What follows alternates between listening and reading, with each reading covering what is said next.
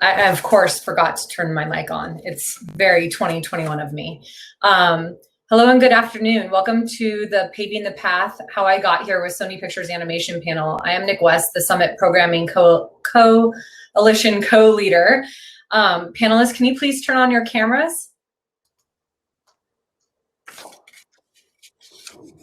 And your mics. Those help too, since I just talked for a few seconds without any words coming out. Great. All right. So a really quick summary of what to expect before I hand this off. We got started a little bit late. So the new timeline is that we're starting at 3:35 for a 40-minute panel. There will be 30 minutes of the panel and then 10 minutes of Q&A. So the panel portion now will end at 4:05, and then we'll transition to the 10 minutes of Q&A. Just in case you guys haven't been using this feature, up in the right-hand corner, there's a Q&A button. We really encourage you to go ahead and ask questions during the panel, and we will be watching that so that at the end of the panel for the Q&A section, we already have a bunch of questions to lined up to ask. Without any further delays, I'm handing this off to one of my nearest and dearest friends who I miss immensely, and I'm so happy to see her beautiful face, and our lovely moderator, Chris Leahy. Thanks, Nick. We're just so excited to be doing this panel, and I think so much of the conversation at BRIC has been about accessibility. And we wanted to center this around that theme as well. So our topic is about the first time narrative and paving our path into animation. I can speak from personal experience that I didn't know that animation was a possible avenue for me in my career. I was a first-generation student. My parents were refugees from Vietnam. They came to the States without speaking the language. So many of the goals that I created for myself were based on the things that I was exposed to. So we wanted to be able to give exposure to our audience today, no matter where you're at in terms of your experience, so that you have an idea about the different kind of roles that are available in animation, how we got to where we're at as well. And hopefully, we can demystify some of the notions that it's hard or unattainable to break into animation and industry in general. But hopefully at the end of this, you'll see that there's not one roadmap into animation. And although you might be the first in your family or your group of friends or at your school to pursue this path, that, the experience that you're going through or the feelings that come along with doing something new and different is a shared experience that we've all have felt and probably still feel every single day when we're doing something new. So I'll do a really quick introduction of everyone on this panel. So everyone here has played some part on our feature, The Mitchells versus the Machines. I will do a very general introduction. You, the panelists, will do a better job of introducing themselves, but I'll start with Michaela. So Michaela Hammond, she is on the development team. She is the executive assistant to our EVP of Creative. She explained this as her first office job after spending a lot of time doing freelance work before joining Sony. So Jade Johnson, she started in production on the film as a production coordinator. She's on another one of our projects as a production coordinator, but correct me if I'm wrong, Jade, you went to school for art and found your way into production. So we're gonna talk about that a little bit more in our conversation as well. Guillermo Martinez, who is a super talented artist. He was head of story on the film, but he spent his time on different kind of mediums and projects. He worked on stop motion features, worked in television, born and raised and went to school in Puerto Rico, and paved his path into animation. So we're gonna be really excited to talk a little bit more about his experience as well. And the very talented Mike Rianda is here as well. He is the director on our feature, and it was his first time being a director on a feature because he spent most of his career in television. So with that being said, we'll start with you, Guillermo. What does a head of story do? And then we'll go into everyone's different roles, just because I think a lot of times we throw out these titles and it's not very clear to everyone exactly what that means. So please teach us. No, I mean, my family's always like, "What are you? Head of story." So you're directing? No, I'm head of story. So you're storyboarding? I'm like, well, sort of. It's a very weird, isn't this a weird limbo? But he's doing head of story. He does it all. Yeah. But the head of story is basically like the supervisor of the storyboarding department, and we basically we collaborate with like Mike Rianda and Jeff Rowe in regards to like they write the film, and we collaborate mostly with the directors to kind of like just get their vision.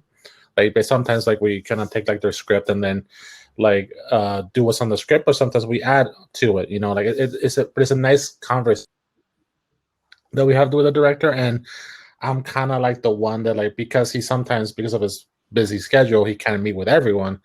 So I'm kind of like almost like the voice of the story department to kind of like be able to like navigate, like get his vision and give it to them. And so that way it feels like, even though is a bunch of us making the film, it feels like it's like one hand, you know, in a bizarre way. Hopefully that explained it. Actually, this is the best I've ever explained it. So it's good.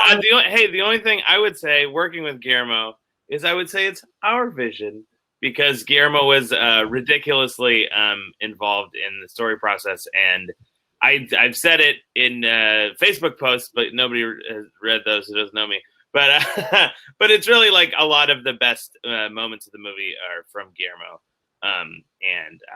We were lucky to have him on the movie.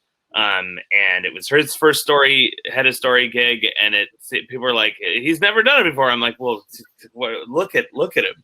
Just the work he was doing was so obviously amazing that it made sense, even though he'd never done it before. Thank you. Going to you too, Mike. That was your first time working on a feature as a director. Tell us about what you did, and then maybe we can even hear about you spoke to the experience of like, he's never done it before. Like, did you come across those kind of challenges too as you were stepping into the role for the first time? Oh yeah, it was a nightmare. No, no, it was. I will say it's the hardest thing I've ever done in my life. And it's interesting because movies, I feel like there is a scale that I went through in my sort of career. Because like when I was at school, we did these like 2 or 3 minute movies every year. And then I was like, I did one of those, and it was like, okay. So I was like, all right, I've got this. Here comes TV, whatever. It's just like a short, and it was like so much harder. It was like exponentially harder. And then writing a movie was exponentially harder than that. And there were like a lot of nights where I'm like calling my wife in tears, shaking, like I'm gonna be a teacher. They'll cancel the movie in like 2 weeks, and then we'll go from there. We don't need the apartment, we don't need it. So that is all to say that it's ever since I was a sophomore in high school and decided, maybe I should do animation. I was scared then, and not to say that like it never ends, but I will just say that it's like it's always scary, and if you're young and you're afraid, you should just like go for it, because that feeling sort of, it never goes away, but eventually you kind of come to make friends with that feeling, and you like let it power you instead of letting it stop you. But then just like very broadly, just directing, sort of like what Guillermo was saying, where it's like I wrote the story with Jeff Rowe, my co-writer, and then we sort of went throughout the movie and just tried to make the script as good as it could be in every department, and then also rewrote the script with the story team and with a bunch of really talented people, and tried to sort of make the art do the best for the story possible. And it's a really wonderful experience working with a lot of just super wonderful people, and everybody's throwing in. Because when I was a kid, I thought, one person makes all the drawings, and it's like that's the furthest from the truth. Like everyone has a hand in, and the editor wrote a joke that ended up in the movie, and Guillermo's got like 100 jokes in the movie. Like so it really is this just huge team effort, and everyone on the movie is great, including Jade and Michaela. Woo! And honestly, I love that you shared, the fear that you had, because I think a lot of times from the outside, people look at people who are now a director or head of story, and like they think that they come into it with all the skills, all the confidence. No one ever makes mistakes once you get to that place, and it's such, it makes things feel inaccessible and unattainable because you feel like you have to have that same level of confidence. And Guillermo, you have something to say about that. I was gonna say, but just being from the beginning to end on a feature, I realized that it's literally making mistakes the entire time. Yes. And then the movie is like locked. Like, you like make them quickly, and then you fix them, and then you make more, and then you fix those, and then you make more, and then you fix those, and then at some point somebody says the movie's done, and you're like, no. So like mistakes is like our thing. Yeah, exactly.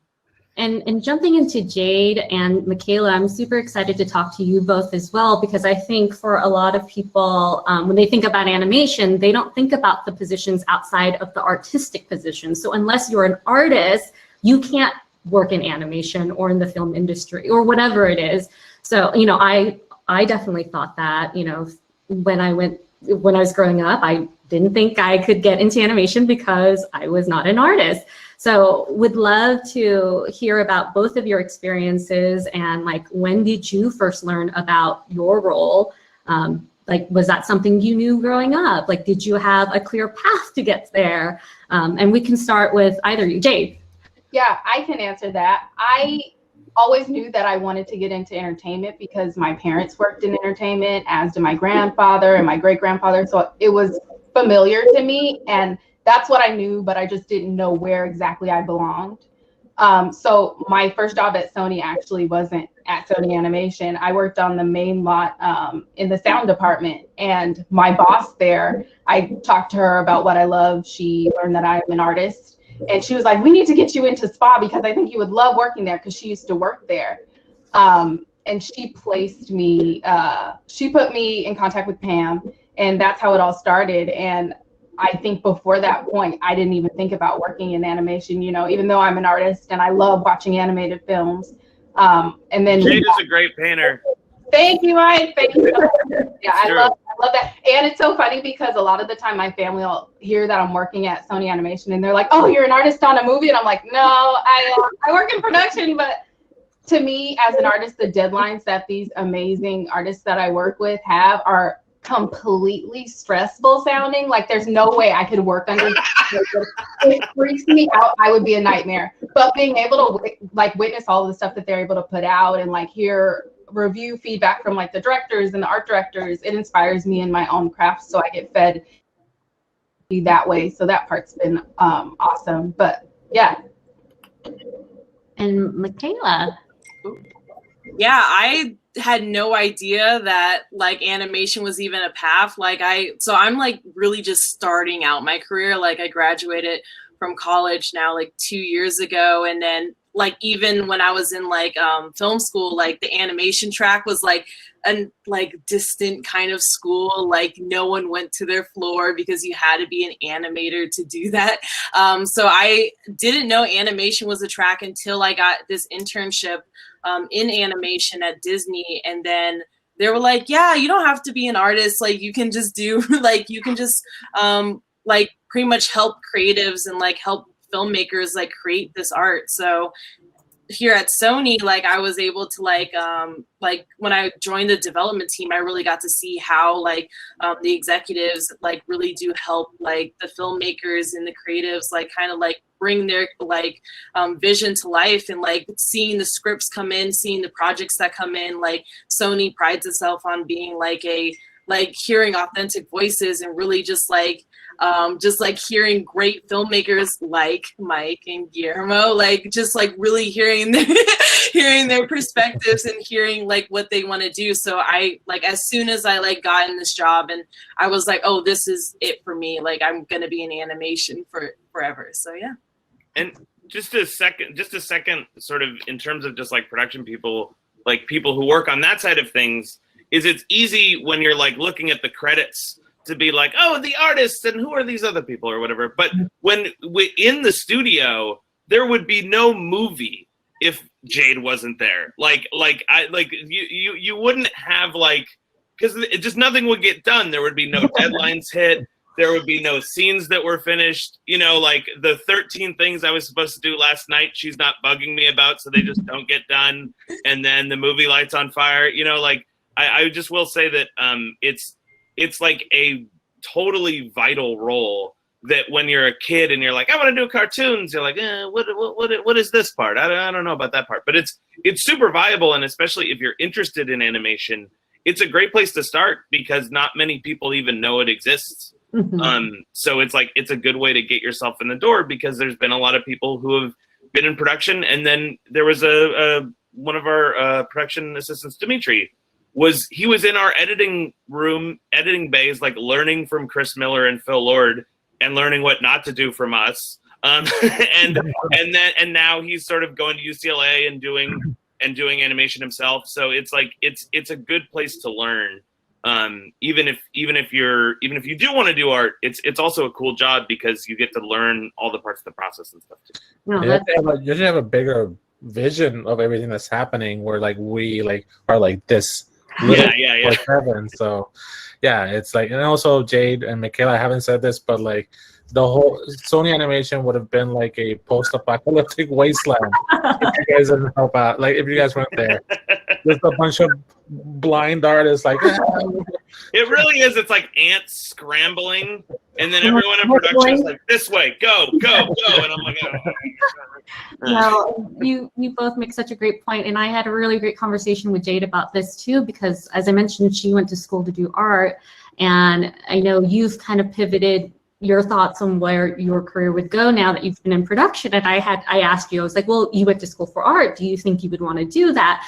But you and you had a really insightful answer about how working in production actually still makes you really, you still feel like you're learning and growing in that space to be an artist from what you're learning in production, right? Yeah, totally. And I didn't expect it at all. Even when I started at SPA as production office coordinator, I had no idea where I belonged in the animation world, but I kind of, in that position, got to see how every department worked. And I saw that the visual development department where I am now, they got to work hand in hand with artists and looking at the work and sitting in on reviews and, dealing with it more. And now that I'm in that position working as assistant coordinator, I get so much inspiration for my own craft, just sitting in these reviews and listening to these brilliant artists give feedback and show their work, and it really feeds my inner artist, which I was not expecting at all. So it's been neat for me working in animation, getting to feel out kind of where I belong. And now that I'm here and I'm really liking it, and it's fueling my creativity, and it's been such a cool process just to feel my way through it. It's been a blast. That's awesome. And for you, Michaela, you kind of get to see it from a different lens on the development team, right? Because you get to be a part of these conversation in its very, very early stages. So, tell us about that experience. And, I know this is your first time working in the development team. Just having this experience now, is this somewhere you think you want to grow? Yeah, even before I came to Sony Animation, I was working on sets mostly as I would produce a lot of music videos, and then I would produce short films and do assistant directing. So I knew about the production process. That was really easy. But then going to the development side of things, it was almost like a gear shift in my mind, where you have to think about, you have to imagine what's going to happen 10 steps down the line, so that you're able to really picture where is the direction where this film or TV show is going. So switching, just learning more about development, reading and learning more about the filmmakers and the artists that are out there and how they work and how they what their process is in terms of development was just enlightening. And it's something that I did not it's not something that you would automatically learn how to do. You kind of do have to go out of your way. And the best way that any tips I can give to anyone about how to learn about development or animation in general is just watch animation, read scripts, follow people on Instagram, and like Mike on Instagram is great. Like Guillermo on Instagram is great. Like follow all of these people that you really like are inspired by, or like when be like, oh, if they could mentor me, that would be great. Like really just see what their path is and how they got there. And everyone has a different path. So yeah. No, thank you. And, you know, I feel like, you know, when I talk about not thinking that animation was attainable for me, it was because of my fear of failure or the challenges that would come along with doing something that felt so big. And I imagine that a lot of our audience members are you know, have the same kind of fears. You know, like Guillermo and Mike, I'd like to hear from your perspective, given that you guys are on the creative side of things. I mean, what was that like for you? I mean, now that you're in the role that you're in now, if you look back on it, what challenges did you overcome to get to where you're at? And did you think like this was going to happen for you? I didn't. But no, and to your point, when I was a kid, I remember I was very like so everyone in my life has always called me strangely confident, which is definitely an insult. It's also true. Like, why are you so confident? I don't get it. But I will say, when I was in high school, I was like, I'm going to art school, mom and dad. You know, it's kind of what the movie's about, is a little jerk who wants to go to art school. And Katie's nicer than I was. But I remember when I decided that, I would like wake up at 4 a.m. and like my eyes bolt up. I'm like, what am I doing? I should go into business or something. And I would literally barf. Like, I'm so scared. And I really feel like that failure, that the fear of failure looms so large in my head that for years I would never show people my drawings unless I really, really had to. Like I wouldn't, you know, I would have this little sketchbook creepy little sketchbook that I would like never let anyone see. And it really held me back for years. And I really didn't start like improving until I got into this like feedback loop of like, oh, you show people, because what happened was that I applied to CalArts and I got rejected big time. Like I was totally expecting to get in. I'm like, roll out the red carpet, boys. I'm coming. And then it was like, dun, dun, dun, dun. And it really made me reevaluate things. And then so the next year I applied again, and I was like, what didn't I do this time? And I like studied and learned. And that's really the first time where I showed people my stuff. And they're like, this is bad, this is bad, this is good, do more of this. And I'm like, okay. And then I just kept failing faster and being okay with failing and realizing that failing was okay. And that's really part of the process. And that's the only way you'll get better as an artist. That I really started to actually become better and grow a lot. But Guillermo, what about you? I mean, I failed most of the time as I was going in. Like I didn't know what I wanted to do, because when I was a kid, I knew I wanted to do animation, but because I also lived in Puerto Rico, like there wasn't an industry there, so it was almost like even further away from me. And I was like, oh, I don't have to. I guess I'll just do graphic design because that's sort of similar, right? You know. And then, but I think the moment that like I realized I want to kind of want to do this, like it was, I think I was in college, and I applied to college, and then I got rejected, and then I applied to a couple of jobs, and I got rejected multiple times. Like I have sent, like I think I remember I started creating. I started applying to studios the same way I would apply to like a retail job, and just sent like 100 resumes, like 100 resumes, knowing that either none or one was going to contact me. And it was the one that I least expected it. And then I tried, and I continued. And then I think once I got into animation, I just like held on really hard, mostly because I know I'm very bad at everything else. I was like, I feel like I'm good in animation.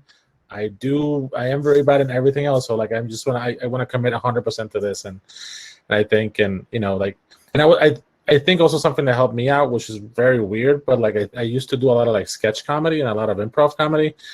And that's like, I was just doing like shows where I would just bomb, and I would just be like, people would be like, no one's laughing, and they just automatically created a thick skin that said like, oh wait, that's fine, this failed, I'll do it again. And I kind of carried that muscle to animation, where I think is really beneficial for like a storyboard artist, especially because in story you're like, I think you make like, I don't know, like it's almost like making like 1 million drawings and then only one of them gets picked, and there's the one that you don't like, you know. Like and so Sorry. no. No, I'm kidding. Go ahead. No, but actually, Mitchell's like actually had a couple that I'm like very proud of. But I think doing improv and doing that sort of comedy on a daily basis and like getting rejected, automatically made me like a more confident person. But it was also like skateboarding. It's like, you know, like it's like constant failing until you get better. Yeah. I say that as a person who's never skateboarded, and I'm afraid of skateboarding. Oh no, he disappeared.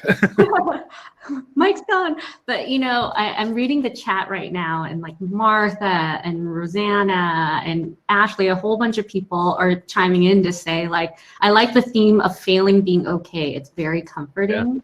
Yeah. And I think I'm so thankful that we're having this conversation and everyone's being so open about the times they had to pivot, the times that they were failed, the times that they were rejected, all the no's that we came across, because that's not what you see public facing, you know, like when you see a resume on LinkedIn, you see all people's accomplishments, and no one speaks to the parts that are hard or and challenging. So I'm so thankful that everyone here has opened up about that. And Guillermo, did you have one more thing about failure is that like, oh no, I forgot what I was gonna say. I hate when that happens. Oh my god, give me a second. It was about, wait, no. Why is my brain doing this to me right now? It's all right. You're really drawing the suspense for all of us. Yes, I'm sorry. It was about, oh my god. It's all right. Okay, just go on. Just go. We're gonna let you think about that. And I know we only have, this went by so fast. We have 4 minutes. I wanted to go around and just ask everyone's advice. What advice would you give others interested in your career, or just general advice, something that really helped you along the way? I think, you know, one takeaway I'm going to get out of this, and I think everyone else, is about failing faster. What were kind of big, important words of wisdom that you have held on to that has helped you with your career? And we can start with Michaela. Cool. I think the biggest advice I got was sometimes people are going to say no, and that's okay. And if you truly in your heart want to do that or want to go down that path, just like be like, okay, and then keep moving on. That's like the biggest advice. Like, don't let anyone else determine your future, especially if this is your passion. And there's so many people in this industry that really like, this is like all I can see myself doing. Like, for example, I just love being in animation. Like, then keep pursuing that, keep doing that. So. Right. Jade. My best advice would people about what you want to do. And once you get your foot in the door anywhere, just keep talking to people about what you want to do and ask questions. And, you know, be okay with the learning process, because sometimes starting a new thing can be uncomfortable. And that's you know, getting into any type of gig, but just be faithful to what you want to do. And I love, my mom always says, success isn't about experience. Success is about choosing to succeed. So it's like, you got to trust in yourself, trust in what you want, and go after it. Yeah, I love that. I love how she reframed that as well for you. So Mike, we're just going around talking about words of wisdom, advice that you want to impart on our audience that really helped you along the way in your career. So if we all loved your failing faster, by the way. We're all picking that as a takeaway. Well, hey, you just experienced it in real life. I failed at plugging my computer in, and you know, I learned from it, maybe. But no, actually, that was one of them. I mean, it just, I think you'll be afraid. That's okay. If you are able to hijack fear, like Guillermo was saying, and realize that it will not hurt you, it will only make you stronger, then you will become a cartoon god and you will be invincible. But yeah, like you'll fail, and that will really teach you. Don't worry about it. But you have to learn from it. You can't just be like, oh, it's great to fail. Yeah. It's like fail, learn from what went wrong, work hard to try to fix it, and then try again. It's really about like getting back up again and like sprinting. I also think I would just say work hard. Like when I was a kid, I was like Tom Morello from Rage Against the Machine practices guitar 12 hours a day. I'm gonna draw 12 hours a day. You know, I'm not that good at drawing. Guillermo can attest to that. But I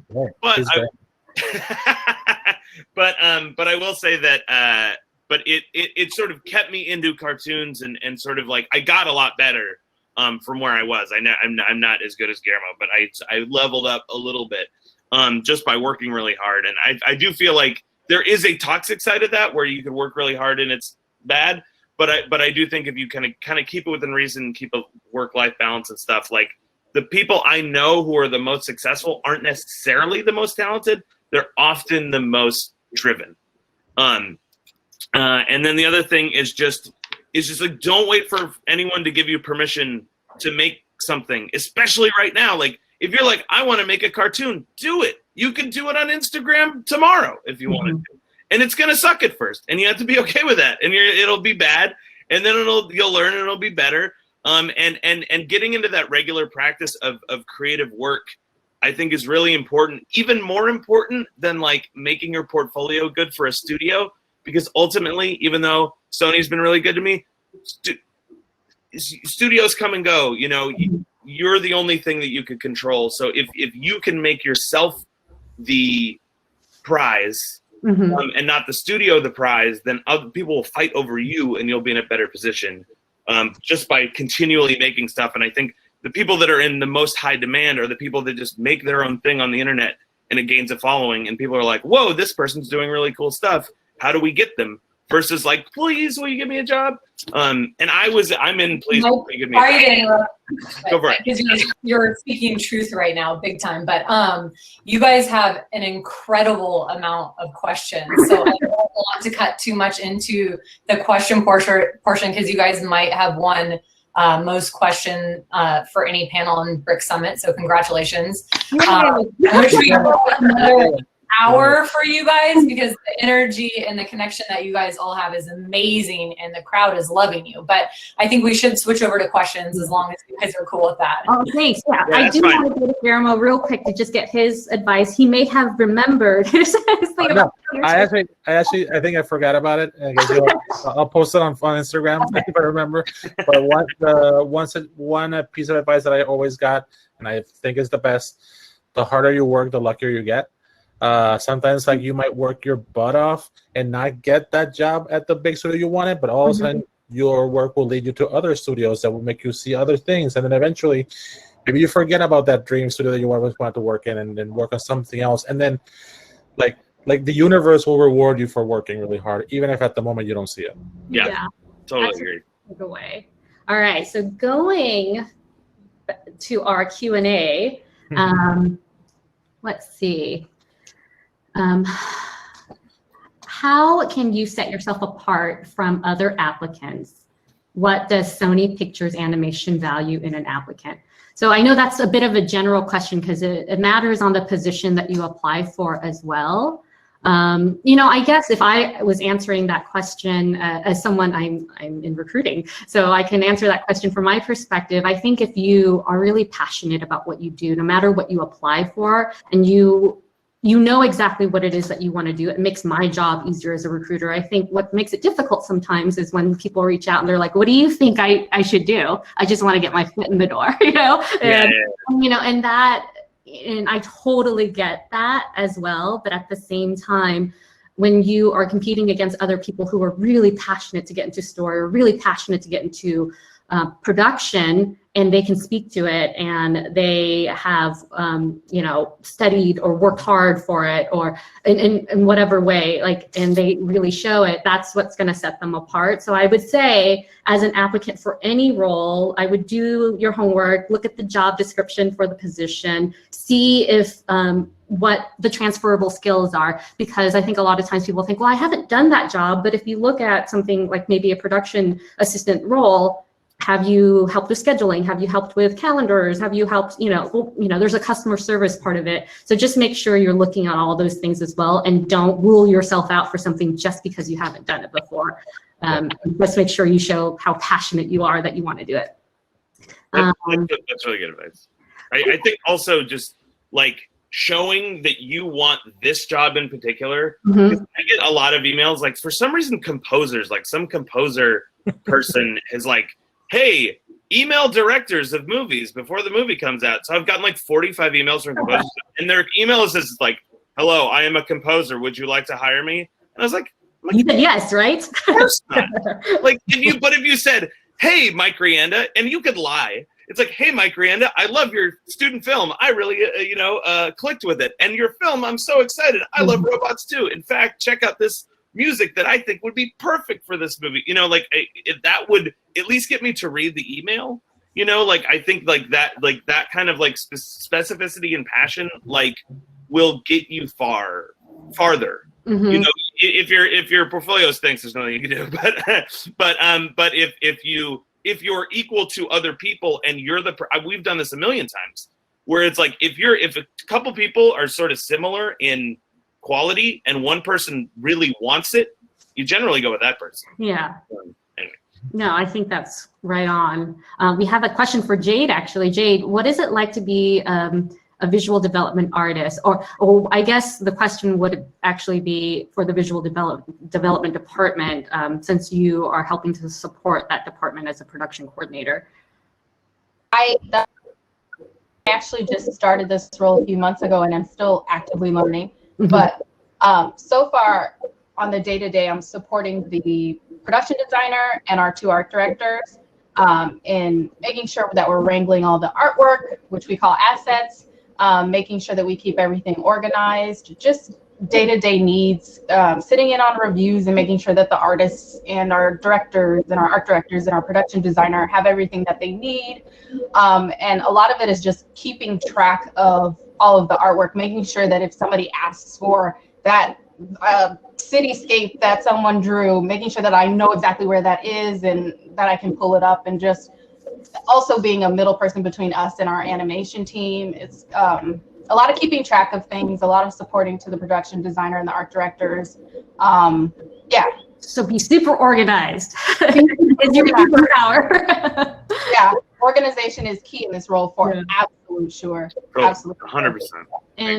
And the question for really anyone on the panel, how did you find the department or role that matches you? I guess, how did you know that this was going to be your thing? Like, was it a thing where it was like, I'm good at this, so I'm going to do it, which I think a lot of times people go into that path? Or was this like a passion thing for you and you followed your passion? Or it could be a little bit of both, but how did you know that this is what you wanted to do? I tried everything in regards to animation. I tried 3D animation, and I saw splines, and I'm like, what am I looking at? This is so confusing. And so I threw it away. I did 2D animation, and then realized, there's not a lot of jobs for 2D animation at that time. Mm-hmm. Now there's a lot more, but at that time, my teacher told me 2D's dead, and I'm like, why are you saying this to me? But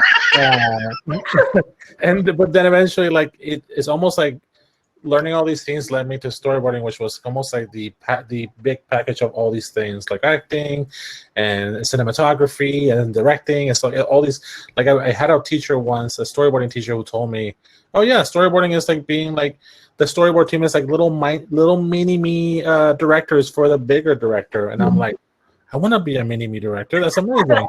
So that's what led me to it. And then I think it became my obsession. Yeah. I think that's super true, and I just sort of, because I did the same thing where I went to college, and I really love the actual process of animating, but I was just not that good at it. And the thing that I was good at was like jokes and story and that sort of thing. And I sort of like ended up with this. I showed this because I teach sometimes. This is my chart. This is the like what you love and then what you're good at, and then this is what you should do.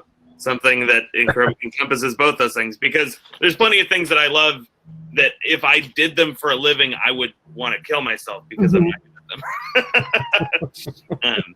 Anyway. No, that's great. And Jade and Michaela?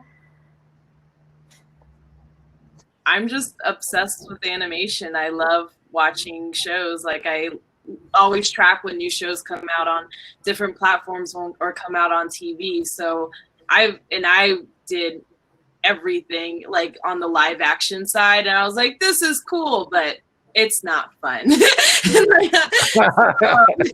I like explored everything. I like shadowed, and I was like, no. So when I came over to animation, and I was like, oh, I have a very short attention span, so I was like, my attention is grabbed for the entire movie, and I love it. I just knew it was for me.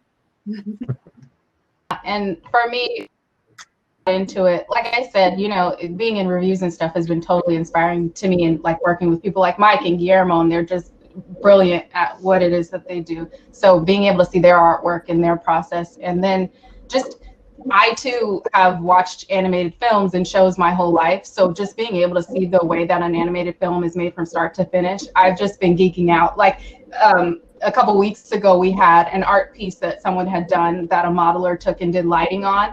And me seeing that piece done in lighting, I was nerding out so much to see how beautiful everything looked, because I'm able to see the process more closely now in the biz dev department. And those moments where I'm able to geek out about something and be so excited, those are the moments where I know where I'm supposed to be right now. So it's totally inspiring, and I'm loving it. Awesome. Well, I know we're at time, and I'm just so thankful that I got to spend this time with all of you. This is a group of really talented and caring humans who, I know you are all here because you wanted to share your story and provide the accessibility to our audience. And I'm sorry we didn't get to all the answers or questions, but please follow us on our LinkedIn and our Twitter. We do have a recruiting LinkedIn and Twitter, and we'll try to get to some of these questions there. Follow these lovely humans on their social channels as well. All of these people. And Nick.